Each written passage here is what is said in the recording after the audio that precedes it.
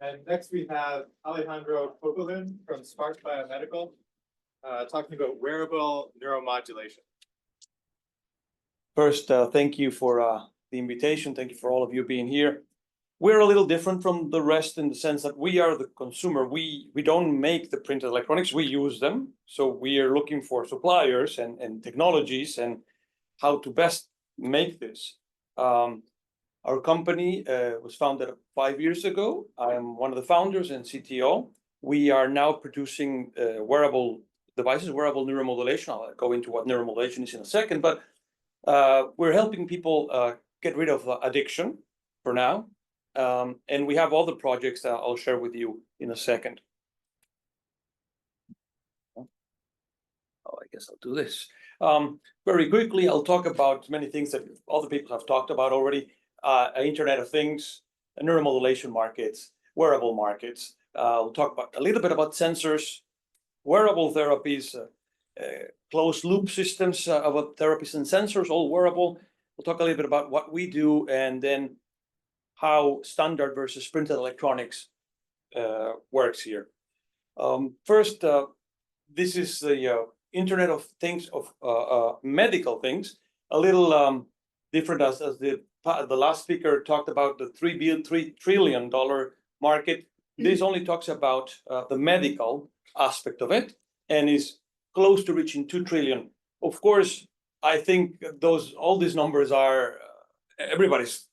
I mean, how do you come up with this? But who knows? But it's clearly going to get to $2 trillion market, and I think this is a very important aspect for what we do because it enables remote therapy application, remote monitoring, remote adjustment of therapy, which is, I think, what we really want to, where we really want to get.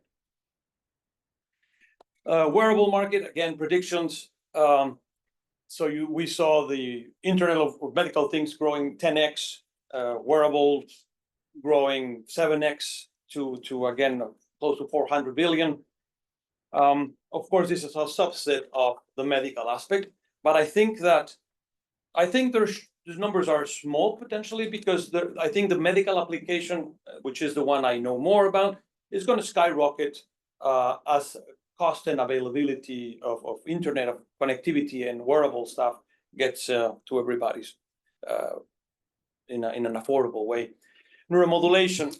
Well, first let me say what neuromodulation is. Neuromodulation is, as the name implies, is modulating the nervous system.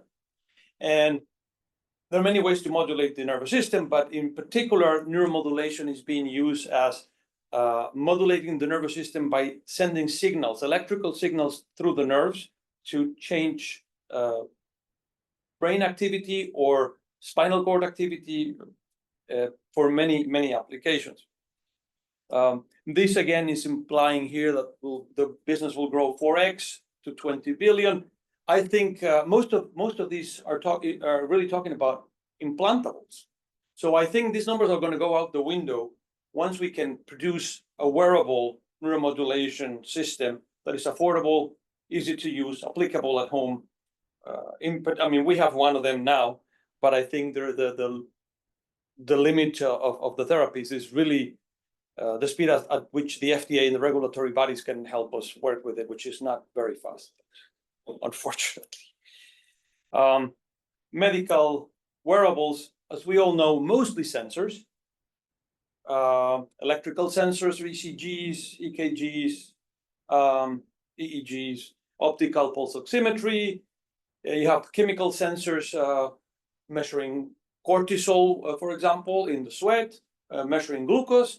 Most of the glucose sensors are a little bit invasive. They do have a cannula going into the subcutaneous tissue, but you have many millions of people wearing those.